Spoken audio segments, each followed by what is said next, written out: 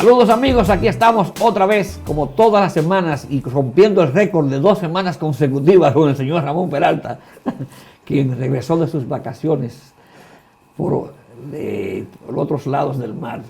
¿Cómo le va, señor? Muy bien, muy bien. Llegando aquí un poco ya la nieve y el frío, ¿qué vamos a hacer? Bienvenido, welcome to Michigan.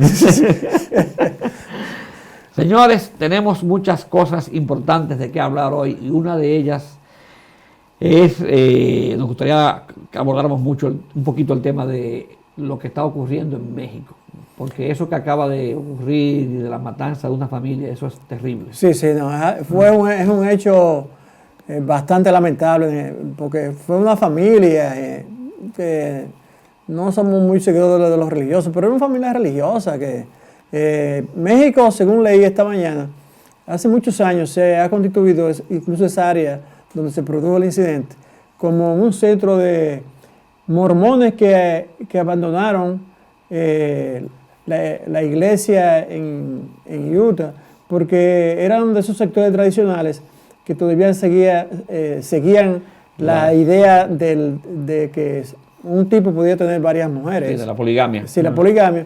Sí. Entonces hace muchos años se establecieron ahí en México y que ayer, en estos días lo que hacían era, no sé, que venían a una boda de alguna familiar, sí, y pasó ese incidente tan lamentable y tan fuera de lugar, porque es una familia. ¿Por qué esa familia? No se pregunta. Lo que dice la prensa, lo que he visto ya repetidamente es que parece que los individuos, que eran una banda de narcotraficantes, la confundieron. Parece que Sí, se habla de una confusión, pero también se habla de que no sé de dónde salió la versión esa de que habían dicho como que era porque estaban hablando, algo así, no sé. No, porque fue en un camino. Eso no tiene sentido. Se salvaron algunos niños porque salieron huyendo. Incluso dice que una madre salió del vehículo con los brazos en alto, como diciendo como...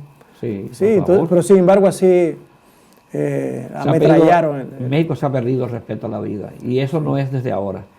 Eso desde hace más de 15 o 20 años ya México ha sido una cantera de grupos criminales, de narcotraficantes. Sí.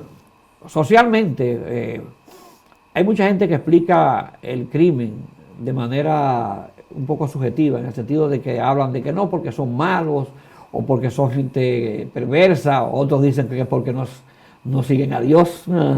Pero realmente en las sociedades los casos como el de México son el producto de la falta de posibilidades de la gente de ascender social y económicamente. Sí, eso está claro. Es decir, eso que tú dices también, que gente acude a espíritus morales y ese tipo de cosas. No, señora, es la situación. Yo, como te dije, ya en los 80 el problema estaba en pie. Sí. Un famoso escritor español fue a México a investigar sobre el hecho de qué estaba pasando. Sí, entonces decía que le preguntaba a muchos de esos muchachos jóvenes que estaban dentro de las bandas y uno le respondió, ven acá, ¿cómo es posible? Le preguntó a uno, ¿cómo es posible que tú, siendo joven, y sabes que en este tipo de actividad tú vas a vivir 5 o 10 años? Entonces el tipo dijo, no, a mí no me importa porque como quiera... voy a hacer dinero por un tiempo y le voy a dejar dinero a mi familia. Sí. Entonces, en República Dominicana, y tanto como en Colombia, en los años 70 y 80 proliferó muchísimo. En República Dominicana proliferó no el narcotráfico internamente, sino el viajar, la exportación de dominicanos hacia Nueva York para vender drogas. Porque los traficantes dominicanos que vivían en Nueva York lo que hacían era que buscaban la forma de hacer lo que llamaban machetes, que era falsificación de documentos, de pasaporte y de visas para traer gente de Santo Domingo a Nueva York para vender droga. Y lo hacían porque esa gente no tenía identificación y nadie los conocía, eran nuevos. Entonces, indocumentados sin papeles o con papeles con nombre de otro, era una persona que no estaba fichada en la policía. Y entonces lo usaban para ¿Por qué se proliferó en los 80 el viajar, esos viajes de dominicanos hacia Nueva York para hacer dinero con la droga? Porque en la República Dominicana no tenían posibilidades de ascender socialmente, cuando la sociedad no le permite, cuando el Estado o la sociedad misma no permite que su gente tenga la posibilidad de tener un carrito, de ir a una universidad, de hacer una carrera, de vivir decentemente, la gente busca una forma de hacerlo. Entonces, la droga es la única alternativa que los políticos mexicanos del PRI y del PAN le dejaron a ese pueblo para poder subsistir. Sí, no, Andrés, un hecho muy importante que tú destacas es que la mayoría de esos tipos que se embarcan en ese tipo de operaciones tan arriesgadas y que tú dices para conseguir algo de la vida, son individuos de las capas bajas. Tú no ves ahí, muy raro caso tú ves de que hay tipo, una profesión embarcado en ese tipo de cosas, sino que la mayoría son tipos de las capas bajas que se lanzan a ese tipo de acción por una opción, es decir, me van a matar o puedo desaparecer, pero voy a gozar en el dinero. Correcto. Además también, Andrés, es un hecho que incluso yo me recuerdo que el presidente Samper le dijo, yo creo fue a Clinton, mientras ustedes no paren el hecho de aquí, el consumo aquí de drogas en esta sociedad, también vamos a tener esos casos tan lamentables, una familia inocente, con niños que fueron acribillados allí a balazos. Entonces es un tipo de cosas bien lamentables, pero que la gente, como tú dices, no ve en realidad cuál es la razón detrás. Vamos a hacer una pequeña pausa y volvemos con este tema. Ford Industrial Staffing. ¿Estás buscando trabajo en Grand Rapids? Ford Industrial Staffing te puede ayudar. Tenemos posiciones de empleo disponibles inmediatamente en Grand Rapids, Walker, Rockford, Wyoming, Vital Center, Granville, Wyland y muchos más. Ford Industrial Staffing. La publicidad es la vía correcta para triunfar en los negocios, y el triunfo no es posible sin llegar a los mercados que hacen la diferencia. La comunidad hispana es un importante y potencial mercado para su negocio en el oeste de Michigan. Haga suyo ese mercado publicando su anuncio en El Vocero Hispano. El Vocero Hispano es desde 1993 el periódico preferido de la comunidad hispana, un periódico profesional hecho por verdaderos profesionales del periodismo. Llámenos al 616-246-6023.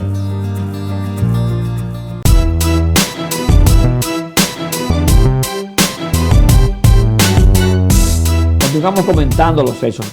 Ese caso, Ramón, de la familia, como te decía, han salido a flote una serie de elementos que no sé hasta qué punto son ciertos, pero sí hay antecedentes. Estaba conversando precisamente con Carla hace un rato, en la pausa, de que esta familia, ellos habían sido amenazados ya por narcotraficantes. Y entonces habían tenido algunos conflictos con los narcotraficantes porque ellos no se habían negado a pagar peaje, que le llaman, lo que llaman ellos. Sí. Entonces, volviendo a profundizar en el asunto social del caso, el asunto es que México ha sido explotado por los grupos políticos a tal punto que estos políticos viven como reyes, son jeques árabes. O sea, yo creo que ni en Arabia Saudita encuentras tú mansiones como la que ves tú en México, de esta gente, de un grupo de un 1%, menos de un 1% de la población. Tú te imaginas existe el señor Carlos Slim, que es yo creo el cuarto o quinto multimillonario del mundo. Durante 3 años fue el más rico del mundo. Sí, pero pero al mismo tiempo, tú oyes el hecho de que hay cerca de 40 millones de mexicanos viviendo bajo el nivel de pobreza. Entonces, como tú dices, eso es la realidad. Bajo el nivel de pobreza, de acuerdo a los renglones que establece México, de acuerdo a los renglones de bajo la extrema pobreza. Sí.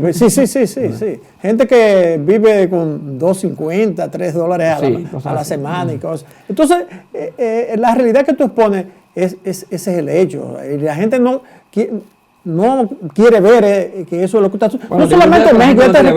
Es que los medios y los políticos le meten en la cabeza a través de los medios también a la gente que las razones son otras. Sí. Que las razones es porque son malos, que las razones es porque los mexicanos son estos, pero no es eso, señores.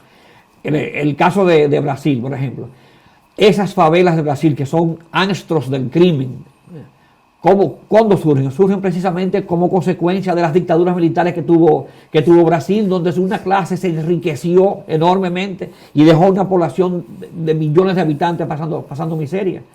Entonces, y tú ves el caso de Centroamérica, la gente, por ejemplo, porque uno dice, mira, todavía hay países como Honduras, Ajá. Guatemala y El Salvador, donde el problema que de esos grupos prácticamente tienen casi controlado el país. Oh, sí, los mira, países. el caso de Honduras, sí, sí, sí. buen ejemplo, pues, sí, donde sí, las claro. bandas son las que... Pero otra vez, la raíz de estos males son sociales. fundamentalmente sociales. Sí. No hay Y no lugar a es eso. como dijo, porque ahí también, aunque López Obrador, hay que reconocer que está haciendo un buen gobierno, pero también él como gobernador de México, la ciudad, ¿no? Él, tengo entendido que contrató a Giuliani, ¿no? El gurú de la seguridad. de la seguridad, y le pagaron unos millones, pero fueron $4 millones a este señor para resolver los para problemas. resolver los problemas de México. Los problemas de México no hay. Pues aparentemente López Obrador sabe que los problemas no están ahí. El Donald Trump le ofreció a López Obrador que iba a enviar la Armada. Sí, para solucionar ese problema inmediatamente, porque él cree que mira, mandan a quien sea allá y lo que pueden matar a 100,000 narcotraficantes, pero mañana salen 100,000 más, porque matan 100,000 narcotraficantes, pero ahí está la droga por venderse y por dejar dinero, o sea, ahí está el producto que va a hacer que la gente consiga con qué comer donde no hay. Entonces van a volver otra vez la misma cosa. Porque hay una realidad, Andrés, como yo te he repetido varias veces también, y la gente, usted ve que son médicos, abogados, empresarios que están metidos en eso. No, es de gente de las capas bajas que están buscando un medio. Así como la gente, oí decir la gente con relación a los niños en la frontera, que son padres irresponsables. Señores, eso no es el problema, son gente que están... Yo estaba viendo ayer, Andrés, un documental del caso, no sé si, o en Chile, Ajá. atravesando el desierto de Atacama, dominicanos, que tú te puedes imaginar un dominicano que dice Chile, eso queda del otro lado del mundo, y hay traficantes de familia que buscando acomodar lugar, claro. cómo sobrevivir y cómo salir a flote. Entonces, yo pienso que el único problema, la única solución que tiene México para la delincuencia es primero combatir la delincuencia, pero claro, antes que combatir la delincuencia, tiene que establecer un programa de mejor distribución de las riquezas. pero eso le llaman comunismo, sí. socialismo. En la medida en que México tenga una mejor distribución de las riquezas, más personas tengan acceso a sus necesidades básicas sin tener que meterse a delinquir para poder conseguir con qué comer, las cosas irán cambiando. ¿Por qué tú crees que el Chapo Guzmán tenía tanto apoyo? Era porque el Chapo Guzmán era la gente que le daba algo de comer a la gente que no tenía nada, que era abandonada por los gobiernos. Lo que pasaba también en Colombia con Rodríguez, ¿cómo era que llamaba era el famoso narcotraficante colombiano. Sí. Que en todos los países, pues, recuerda nosotros que somos un país pequeño, Dominicana, había un famoso narcotraficante que mantenía el sur del país. Claro. Un héroe. Sí. Entonces, claro, ¿a quiénes acuden a esos individuos? Tiene gente de las capas bajas que no tienen cómo subsistir y cómo vivir, porque la gente se olvida. Incluso tú ves gente que viene de esos sectores y están aquí y comienzan a dar un trabajito. Dicen, no, eso no, es porque ellos no quieren trabajar, porque yo recuerdo en otro país que la gente se olvida están mal porque no quieren trabajar. Sin embargo, esa población sale de ahí para el extranjero y son los más grandes trabajadores que hay, que se conozcan en el mundo. Entonces, esa es la realidad. Y en el patio, ¿qué cosa hay, Andrés? Además del metro. Tuvimos elecciones ayer. El presidente, sí. Querido presidente. Han dicho los medios que ha sido un palo fuerte para él porque perdió Virginia. En Virginia perdió y también en Kentucky, que son áreas súper republicanas. Aquí en Grand Rapids se quedó la alcaldesa Rosalind Brice. Realmente no tenía contrincante. Eso era como competir contra nadie. Sí. Ni siquiera hizo campaña ella. Y también ¿Tuviste algún una hispana. Entonces también Melinda Isasi logró una posición en la comisión de la ciudad. Ella no habla español, es hispana. pero está trabajando por la comunidad. Sí, bueno. Que ojalá trabaje en realidad por la comunidad y que... Sí, y ella que estuvo como oiga.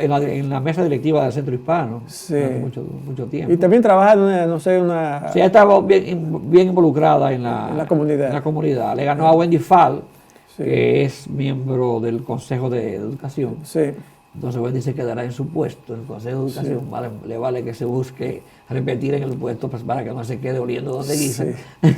Y entonces, esta muchacha Isasi la tendremos ahí en la sala de comisionados. Bueno, otra vez, como te dije, los medios han analizado el hecho de, sobre todo a nivel nacional, Ajá. de que nuestro amigo, el presidente tuyo, ¿cómo que se llama? Trompo loco.